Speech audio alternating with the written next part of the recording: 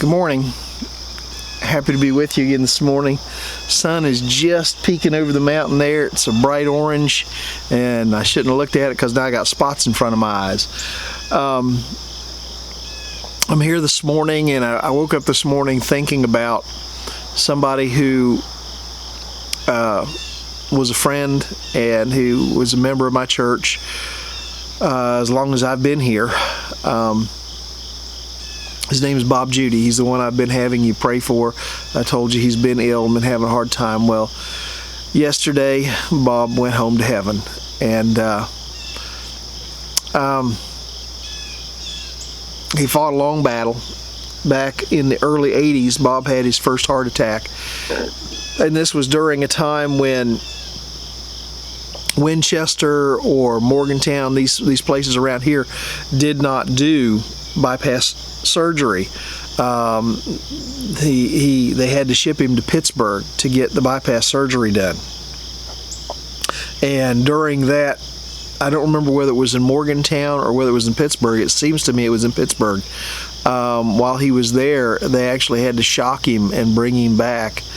Bob, I remember the doctor walking into Bob's room and saying, "Bob, do you smoke?" And Bob says, "Yes." And he says, "You don't anymore." and his wife walked into the room, and he looked at her and said, "I got to quit smoking." And he never smoked another cigarette after that. That doctor told us that if everybody in the country would quit smoking today, that within 5 years, half of the cardiologists in the country would go out of business. But Bob lived his life with the danger of his heart acting up. He had to have a pacemaker put in, a defibrillator put in, but he always was on the go. Bob lived to be 80 years old. He was always on the go. But the thing that stood out about Bob was through everything that he did and through all of the struggles that he had, he kept this attitude. He never became self-centered. He always was a person that basically he lived his life for others. He lived his life for his family. If it was something he could do, if it was something that was in his power to do, there were limits on what Bob was able to do. He couldn't work a regular job anymore. I think he worked for a few years after his heart attack at American Woodmark, but he eventually got to the place where he couldn't. He just didn't have the energy to work a regular 8-hour job, and he eventually became disabled. Like I said, only a quarter of his heart worked, but still, he was on the go every day. He helped out over at Napa. He was Royce Hare's brother-in-law, and so he would help out over at Napa. He would run parts. He was a primary caretaker for his wife Glenna when she became ill and homebound and unable to get out and do things. He was I don't know which one of them I would say took care of the other the most. His granddaughter Haley was just sort of the apple of his eye, is the apple of his eye. But, he loved his family. He loved them all. And he was, if they needed him, if they needed him and if it was in his power, he was there. He kept the road from Dorcas to Petersburg just warm, running back and forth, running errands for different people and taking care of different things.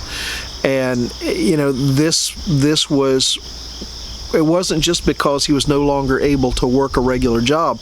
This was the kind of man he's always been. He lived his life to care for the needs of the people that he loved. And it made me think about a passage of Scripture that just epitomizes Bob so well. It's found over in the book of Proverbs, and I know I've read this before because I've read through the book of Proverbs different times, but I never really picked up on this. Maybe it's because I'm reading this now from the New Living Translation, but it really is powerful in what it says. Proverbs 11 verse 25, and Proverbs is a collection of wise thoughts that mostly Solomon wrote down for his son who would follow him on the throne. And he wanted him to have the tools that he was going to need to be a good king. And so he wrote down a variety of thoughts, and Proverbs is what, he wrote down these thoughts of wisdom in order to help his son through the thing. Now, it's interesting that Solomon was considered the wealthiest man of his day. In fact, people that have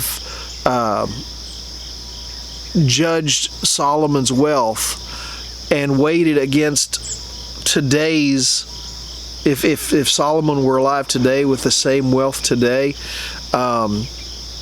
they said Solomon's wealth would eclipse Bill Gates' wealth easily. But it was interesting that it says in verse 24, it says, give freely and become more wealthy. I don't think it was talking just about financial wealth, because it says then in verse 25, it says, give freely and become more wealthy, be stingy and lose everything. And then in verse 25 it says, the generous will prosper, those who refresh others will themselves be refreshed. Isn't that a powerful statement? It says you want to be refreshed, you want to be somebody who's just lifted up and encouraged, and you want to have a life that's full of vigor and blessing. It says then refresh others, give yourselves to others, be a blessing to others. I am constantly meeting people whose whole life is about chasing wealth or chasing personal possession or chasing the things that they want out of life or chasing the what they consider the joys of life. And that is a trap. It's something that you never, ever, ever get satisfied in, because the more you get, the more you want. The more you have, the more you want. It's a deceptive trap that so many people fall into. And Proverbs over and over again warns us against this. It tells us, only those that are generous with themselves, with their time, with their resources, those are the ones that are going to prosper. Those are the ones that are going to be refreshed. Those are the ones that are going to be blessed.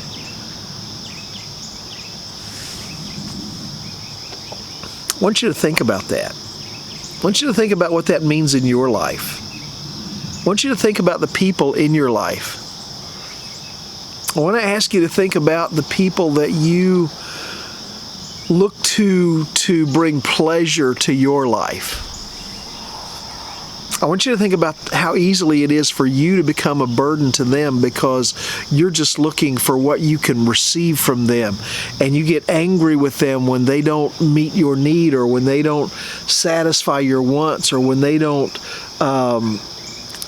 when they don't want to spend time with you, when they don't want to go someplace with you, when they don't want to do what you want to do in that moment, and you get upset because it's like, they're just stealing my joy. They're taking the joy out of my life. I know men and women who, they come to my office and we sit down to do marriage counseling, and they'll say, my problem in life is that I'm just not happy anymore.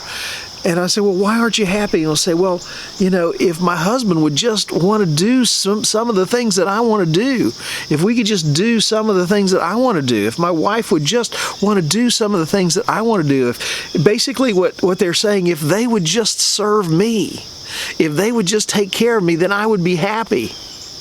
That flies in absolute contradiction to what the Scripture says about how you're going to find joy and happiness. You're not going to find it by other people catering to you. It's when you get to the place where you learn to live your life to bring joy to other people's lives, to bring blessing to other people's lives. That's when you find joy. There is a lady in San Juan La Laguna in Guatemala, and I remember the year that we went there to build a house for her. Her name is Juana, and I remember building Juana's house, And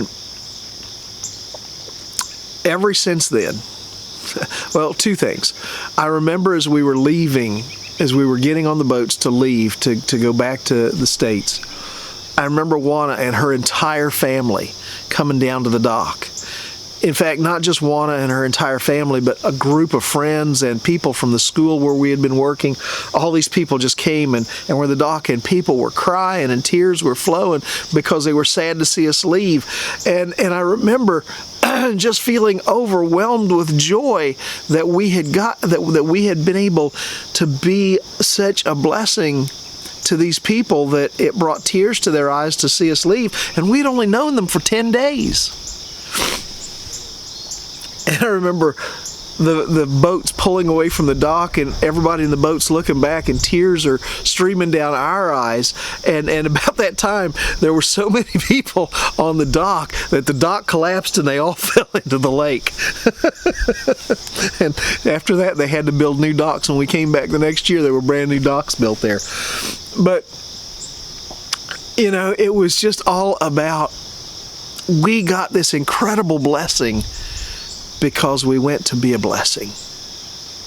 We didn't go to find out how much fun we could have. We worked our tails off. But we went to be a blessing, and in the end, we got the greater blessing. Bob, I'm going to remember that about you.